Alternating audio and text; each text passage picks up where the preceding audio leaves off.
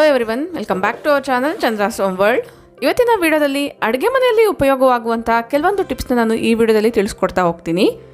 ಅಡುಗೆ ಮನೆನ ಆರ್ಗನೈಸ್ ಮಾಡ್ಕೊಳ್ಳೋಕ್ಕಿರ್ಬೋದು, ಇರುವಂತಹ ಅಡುಗೆ ಮನೆನ ಬ್ಯೂಟಿಫುಲ್ಲಾಗಿ ಕನ್ವರ್ಟ್ ಮಾಡ್ಕೊಳ್ಳೋಕ್ಕಿರ್ಬೋದು, ಈ ಒಂದು ಟಿಪ್ಸ್ ಅನ್ನೋದು ತುಂಬಾ ಉಪಯುಕ್ತವಾಗಿದೆ. ಸೊ ಹಾಗಾದರೆ ಈ ಟಿಪ್ಸ್ ಎಲ್ಲನೂ ಏನು ಅಂತೆಲ್ಲ ನೋಡೋಕ್ಕೆ ಮುಂಚೆ ನೀವೇನಾದರೂ ನಮ್ಮ ಚಾನಲ್ನ ಫಸ್ಟ್ ಟೈಮ್ ವಿಸಿಟ್ ಮಾಡ್ತಾ ಇದ್ದರೆ ಈಗಲೇ ಸಬ್ಸ್ಕ್ರೈಬ್ ಮಾಡಿಕೊಂಡು ಪಕ್ಕದಲ್ಲಿರುವಂಥ ಬೆಲ್ ಐಕನ್ನ ಕ್ಲಿಕ್ ಮಾಡಿ. ಬೆಲ್ ಐಕನ್ ಕ್ಲಿಕ್ ಮಾಡಿ ಆಲ್ ಆನ್ ಆಪ್ಷನ್ ಕ್ಲಿಕ್ ಮಾಡಿದ್ರೆ ನಾನು ನೆಕ್ಸ್ಟ್ ವಿಡಿಯೋ ಹಾಕಿದ ತಕ್ಷಣ ನಿಮಗೆ ನೋಟಿಫಿಕೇಶನ್ ಅಂತ ಬರುತ್ತೆ. ನೀವೇ ಫಸ್ಟಾಗಿ ನಮ್ಮ ವೀಡಿಯೋಸ್ನ ನೋಡ್ಬೋದು.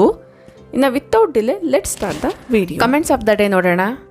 ನಿಮ್ಮಲ್ಲಿ ಒಬ್ರಿಗಿಂತ ಒಬ್ಬರು ತುಂಬಾ ಬ್ಯೂಟಿಫುಲ್ ಆಗಿರುವಂಥ ಕಮೆಂಟ್ಸಿಂದ ನನ್ನ ಮೋಟಿವೇಟ್ ಮಾಡ್ತಾ ಇದ್ದೀರಾ. ಸೊ ಯಾರೆಲ್ಲ ಸಪೋರ್ಟ್ ಮಾಡಿ ಮೋಟಿವೇಟ್ ಮಾಡ್ತಾ ಇದ್ದೀರೋ ನಿಮ್ಮೆಲ್ಲರಿಗೂ ಕೂಡ ತುಂಬಾ ಥ್ಯಾಂಕ್ಸ್. ಇದೇ ರೀತಿ ನಿಮ್ಮ ಸಪೋರ್ಟ್ ಮತ್ತು ಮೋಟಿವೇಶನ್ನ ಕೊಡ್ತಾ ಇದ್ದರೆ ನಾನು ನಿಮಗೆ ಯೂಸ್ಫುಲ್ ಆಗುವಂಥ ಇನ್ನೂ ಡಿಫ್ರೆಂಟ್ ಆಗಿರುವಂಥ ಕಂಟೆಂಟ್ನ ನಿಮ್ಮ ಜೊತೆ ಶೇರ್ ಮಾಡ್ಕೊಳ್ಳೋಕ್ಕೆ ಇಷ್ಟಪಡ್ತೀನಿ. ಕೆಲವೊಂದು ಕಮೆಂಟ್ಸ್ಗೆ ನಾನು ಇದೇ ವಿಡಿಯೋದಲ್ಲಿ ಆನ್ಸರ್ ಕೂಡ ಮಾಡ್ತಾ ಇದ್ದೀನಿ. ಸೊ ಆದಷ್ಟು ವಿಡಿಯೋನ ಎಲ್ಲೂ ಸ್ಕಿಪ್ ಮಾಡಿದರೆ ಕೊನೆವರೆಗೂ ನೋಡ್ತಾ ಹೋಗಿ. ಟಿಪ್ ನಂಬರ್ 1, ಕಟ್ಲರಿಗೆ ಸಂಬಂಧಪಟ್ಟಂಗೆ ಸ್ಪೂನ್ಸ್ ಇರ್ಬೋದು, ಸ್ಪ್ಯಾಚುಲಾಸ್ ಇರ್ಬೋದು, ಸೌಟ್, ಈ ರೀತಿದೆಲ್ಲನೂ ನಾವು ಈ ರೀತಿ ಕಟ್ಲರಿ ಯೂನಿಟ್ಸಲ್ಲಿ ಆರ್ಗನೈಸ್ ಮಾಡ್ಕೊಳ್ತಾ ಇರ್ತೀವಿ. ನಾನಿಲ್ಲಿ 2 ಕಟ್ಲರಿ ಯೂನಿಟ್ನ ಆರ್ಗನೈಸ್ ಮಾಡ್ಕೊಂಡಿದ್ದೀನಿ.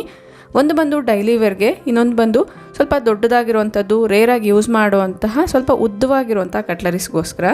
ಒಂದು ವೇಳೆ ನಿಮ್ಮ ಮನೆಯಲ್ಲಿ ಈ ರೀತಿ ಕಟ್ಲರಿ ಯೂನಿಟ್ ಇಲ್ಲ ಅಂದರೆ ಯಾವ ರೀತಿ ನಾವು ಆರ್ಗನೈಸ್ ಮಾಡ್ಕೊಳ್ಬೋದು ಅನ್ನೋದನ್ನು ತಿಳಿಸ್ಕೊಡ್ತಾ ಇದ್ದೀನಿ. ಮೊದಲಿಗೆ ಜಸ್ಟ್ ಈ ರೀತಿ ಹ್ಯಾಂಗರ್ ಇದ್ದರೆ ಯೂಸ್ ಮಾಡ್ಕೊಳ್ಳಿ. ಈ ಹ್ಯಾಂಗರ್ ಲಿಂಕ್ ಬೇಕಂದರೆ ನಾನು ಡಿಸ್ಕ್ರಿಪ್ಷನಲ್ಲಿ ಹಾಕಿರ್ತೀನಿ. ಇಂಟ್ರೆಸ್ಟ್ ಇರೋರು ನನಗೆ ಕಮೆಂಟ್ ಮಾಡಿ ತಿಳಿಸಿ. ಇದನ್ನು ಎಲ್ಲಿ ಬೇಕೋ ಅಲ್ಲಿ ಈ ರೀತಿ ಹ್ಯಾಂಗ್ ಮಾಡ್ಕೊಳ್ಬೋದು. ಇದನ್ನು ಹ್ಯಾಂಗ್ ಮಾಡಿದ ಮೇಲೆ ಡೋರ್ನ ಕ್ಲೋಸ್ ಕೂಡ ಮಾಡ್ಕೊಳ್ಬೋದು. ನೀವಿಲ್ಲಿ ಅಬ್ಸರ್ವ್ ಮಾಡ್ಬೋದು, ಪೂರ್ತಿಯಾಗಿ ಕ್ಲೋಸ್ ಆಗಿದೆ. ಇದರಲ್ಲಿ ನಾನು ಕಟ್ಲರಿನ ಆರ್ಗನೈಸ್ ಮಾಡಿ ತೋರಿಸ್ತಾ ಇದ್ದೀನಿ. ಸ್ವಲ್ಪ ದೊಡ್ಡದಾಗಿರುವಂಥ ಸ್ಪೂನ್ಸ್ ಇರ್ಬೋದು, ಈ ರೀತಿ ಸೌಟು, ಇದೆಲ್ಲದನ್ನು ಕೂಡ ನಾವು ನಾರ್ಮಲಿ ಕಟ್ಲರಿ ಯೂನಿಟಲ್ಲಿ ಆರ್ಗನೈಸ್ ಮಾಡ್ಕೊಳ್ಳೋಕ್ಕೆ ಆಗಲ್ಲ. ಸೊ ಈ ರೀತಿ ಅಡುಗೆ ಮನೆ ವಸ್ತುಗಳನ್ನ ನಾವು ಈ ಹ್ಯಾಂಗರ್ನ ಸಹಾಯದಿಂದ ಆರ್ಗನೈಸ್ ಅನ್ನೋದು ಮಾಡ್ಕೊಳ್ಬೋದು. ನೋಡೋಕ್ಕೂ ಕೂಡ ಬ್ಯೂಟಿಫುಲ್ ಆಗಿರುತ್ತೆ, ತೆಗೆಯೋದು ಕೂಡ ತುಂಬಾ ಸುಲಭ.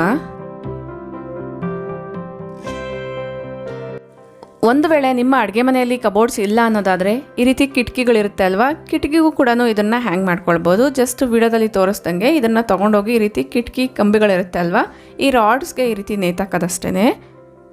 ತುಂಬ ಬ್ಯೂಟಿಫುಲ್ಲಾಗಿ ಕಾಣಿಸುತ್ತೆ. ಇಂಟ್ರೆಸ್ಟ್ ಇದ್ದರೆ ಈಗಲೇ ಒಂದು ಲೈಕ್ ಮಾಡಿ ತಿಳಿಸಿ. ನೆಕ್ಸ್ಟ್ ಟಿಪ್ ಏನು ಅಂತ ನೋಡೋಣ. ಇದು ನಾನು ಸಿಂಕ್ ಕೆಳಗಡೆ ಆರ್ಗನೈಸ್ ಮಾಡ್ಕೊಳ್ತಾ ಇದ್ದೀನಿ.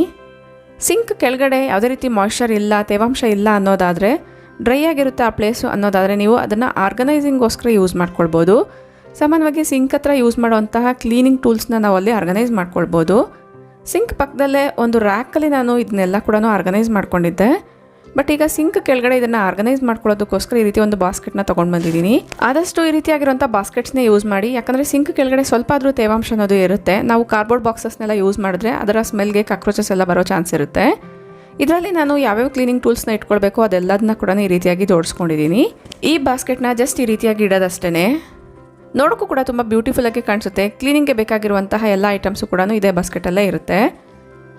ಈಗ ನಾನು ಈ ಒಂದು ಕಬೋರ್ಡ್ನ ಕ್ಲೋಸ್ ಮಾಡಿ ಕೂಡ ತೋರಿಸ್ತಾ ಇದ್ದೀನಿ. ಕ್ಲೋಸ್ ಕೂಡ ತುಂಬ ಸುಲಭವಾಗಿ ಆಗುತ್ತೆ. ಇದ್ರ ಪ್ರಕಾರ ನೀವು ಯಾವ ಬಾಸ್ಕೆಟ್ನ ಯೂಸ್ ಮಾಡಿದ್ರೆ ಬೆಟರ್ ಅನ್ನೋದು ಸೆಲೆಕ್ಟ್ ಮಾಡ್ಕೊಳ್ಬೇಕಾಗುತ್ತೆ. ಇಷ್ಟ ಆದರೆ ಈಗಲೇ ಒಂದು ಲೈಕ್ ಮಾಡಿ. ನೆಕ್ಸ್ಟ್ ಟಿಪ್ಪು, ಸಾಮಾನ್ಯವಾಗಿ ನೀವು ಈರುಳ್ಳಿನ ಚಾಕುನಿಂದ ಕಟ್ ಮಾಡ್ತಾ ಇರ್ತೀರಾ. ಈ ಚಾಕುನಿಂದ ಕಟ್ ಮಾಡಿದಾಗ ಈ ರೀತಿ ಸಣ್ಣದಾಗಿ ಸ್ಲೈಸಸ್ಸು ಮಾಡ್ಕೊಳ್ಳೋದಕ್ಕೆ ತುಂಬ ಕಷ್ಟ ಆಗುತ್ತೆ. ಬಟ್ ತುಂಬ ಸುಲಭವಾಗಿ ನಾವು ಚಾಕು ಇಲ್ದಿರೇ ಕಟ್ ಮಾಡ್ಕೊಳ್ಬೋದು. ಇದಕ್ಕೆ ಜಸ್ಟ್ ಈ ರೀತಿಯಾಗಿರುವಂಥ ಒಂದು ಫೋರ್ಕ್ ಮತ್ತು ಒಂದು ಪೀಲರ್ ಇದ್ದರೆ ಸಾಕಾಗುತ್ತೆ. ವಿಡಿಯೋದಲ್ಲಿ ತೋರಿಸ್ದಂಗೆ ಆ ಒಂದು ಫೋರ್ಕ್ನ ಈರುಳ್ಳಿಗೆ ಚುಚ್ಚಿದ್ದೀನಿ. ಈಗ ಈ ಒಂದು ಪೀಲರಿಂದ ನಾನು ವಿಡಿಯೋದಲ್ಲಿ ತೋರಿಸ್ದಂಗೆ ಜಸ್ಟ್ ಫೀಲ್ ಮಾಡೋದಷ್ಟೇ. ತುಂಬ ಸಣ್ಣದಾಗಿ ನಾವು ಈರುಳ್ಳಿನ ಬೇಕಾದರೂ ಕಟ್ ಮಾಡ್ಕೊಳ್ಬೋದು. ಈ ರೀತಿ ಮಾಡೋದ್ರಿಂದ ಬ್ರೌನ್ ಆನಿಯನ್ಸ್ ಎಲ್ಲನೂ ಮಾಡ್ತಾ ಇರ್ತೀವಿ ಬಿರಿಯಾನೀಸ್ಗೋಸ್ಕರ. ಸೊ ಆ ಟೈಮಲ್ಲಿ ಈ ಒಂದು ಐಡಿಯಾ ತುಂಬಾ ಯೂಸ್ಫುಲ್ ಆಗುತ್ತೆ. ಇಂಟ್ರೆಸ್ಟ್ ಇರೋರು ಒಂದ್ಸರಿ ಟ್ರೈ ಮಾಡಿ ನೋಡಿ. ಎಷ್ಟು ಸಣ್ಣದಾಗಿ ಬೇಕಾದರೂ ನಾವು ಇದರಲ್ಲಿ ಕಟ್ ಮಾಡ್ಕೊಳ್ಬೋದು. ಚಾಕು ಇಲ್ದಿರೇ ಈರುಳ್ಳಿನ ಕಟ್ ಮಾಡೋದು ತುಂಬ ಸುಲಭವಾಗಿರೋವಂಥ ಮೆಥಡು.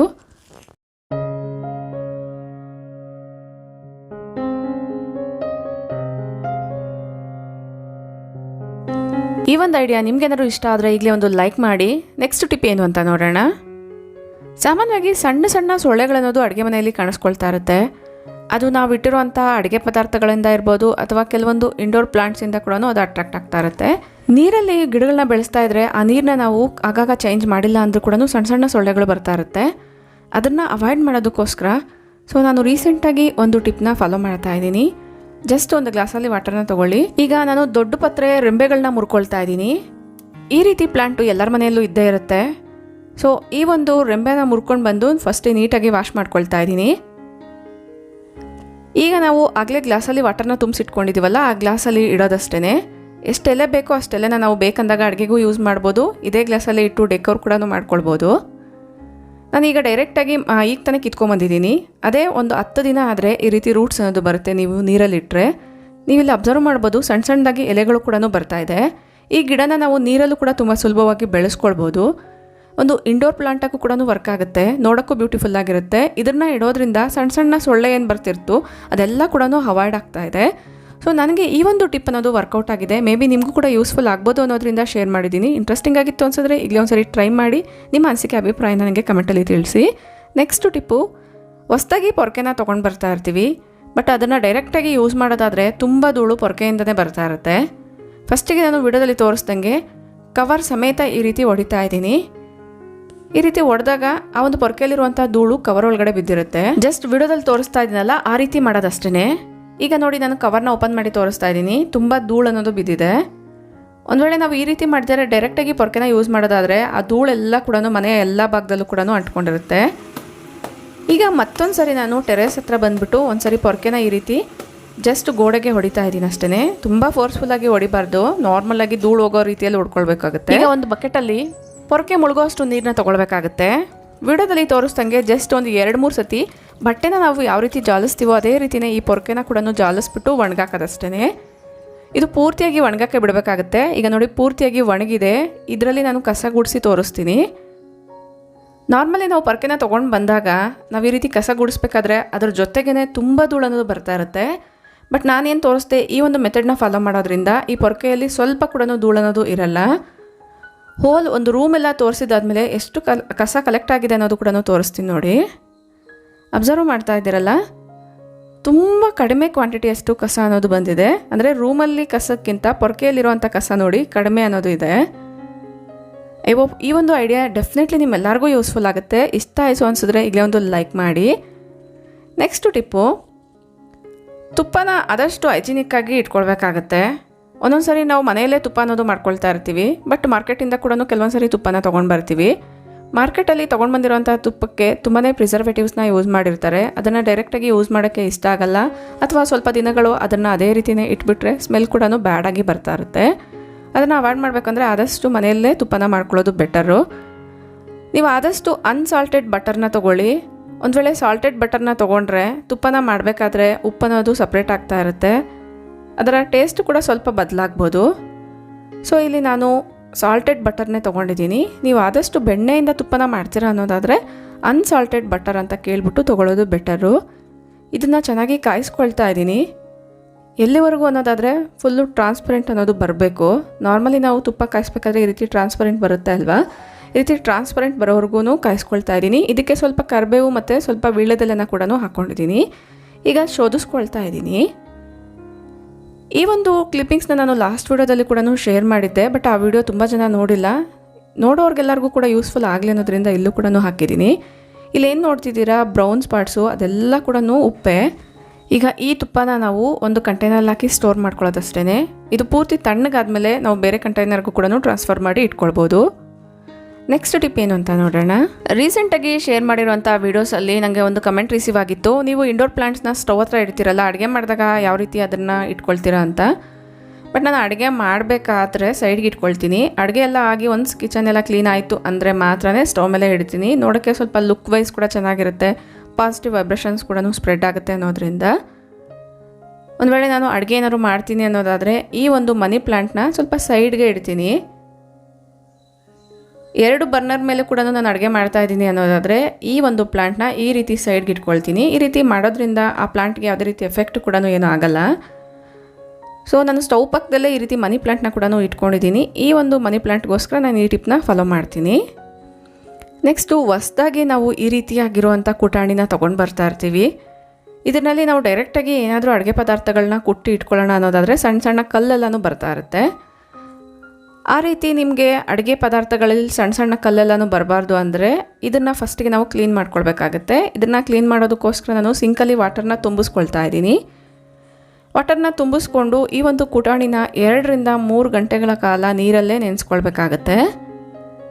ಈ ರೀತಿ ಚೆನ್ನಾಗಿ ನೆನೆಸೋಕ್ಕೆ ಬಿಟ್ಬಿಟ್ಟಿದ್ದ ಆದಮೇಲೆ ಒಂದು ಸಾರಿ ನಾವು ಇದನ್ನು ತೆಗೆದು ನಾರ್ಮಲಾಗಿ ನಾವು ಪಾತ್ರೆ ಎಲ್ಲನೂ ಯಾವ ರೀತಿ ಕ್ಲೀನ್ ಮಾಡ್ತೀವೋ ಅದೇ ರೀತಿಯೇ ಕ್ಲೀನ್ ಮಾಡಿಕೊಂಡು ಈ ರೀತಿ ಬಟ್ಟೆಯಿಂದ ನೀಟಾಗಿ ಒರೆಸ್ಕೊಳ್ಬೇಕಾಗುತ್ತೆ.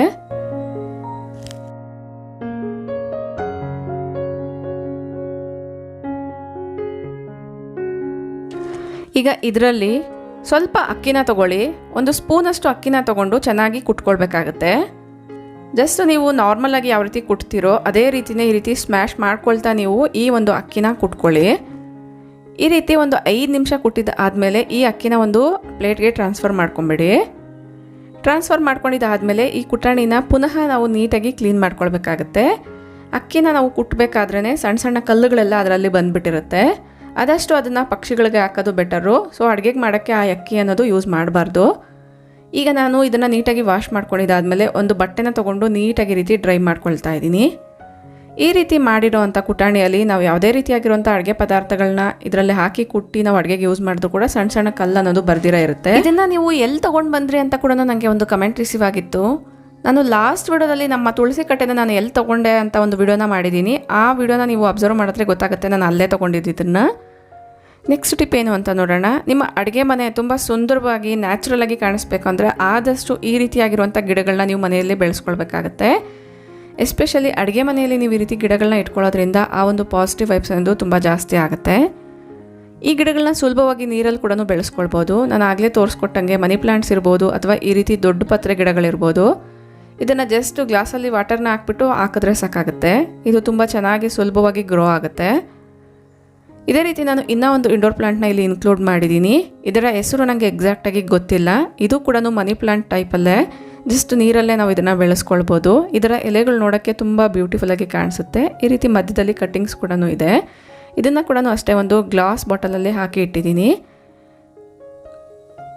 ಈ ಒಂದು ಗ್ಲಾಸ್ ಜಾರಲ್ಲಿ ಹಾಕಿರುವಂಥ ಈ ಒಂದು ಪ್ಲಾಂಟ್ನ ನಾನು ಸಿಂಕ್ ಹತ್ರ ಇಡೋಕ್ಕೆ ಇಷ್ಟಪಡ್ತೀನಿ. ನೋಡೋಕ್ಕೂ ಕೂಡ ತುಂಬ ಬ್ಯೂಟಿಫುಲ್ಲಾಗಿ ಇರುತ್ತೆ ಅನ್ನೋದ್ರಿಂದ. ಆ ಗ್ರೀನರಿ ನೋಡ್ತಾ ಇದ್ದಂಗೆ ನ್ಯಾಚುರಲ್ ಆಗಿರುವಂಥ ಬ್ಯೂಟಿ ಅನ್ನೋದು ಆ್ಯಡ್ ಆಗುತ್ತೆ.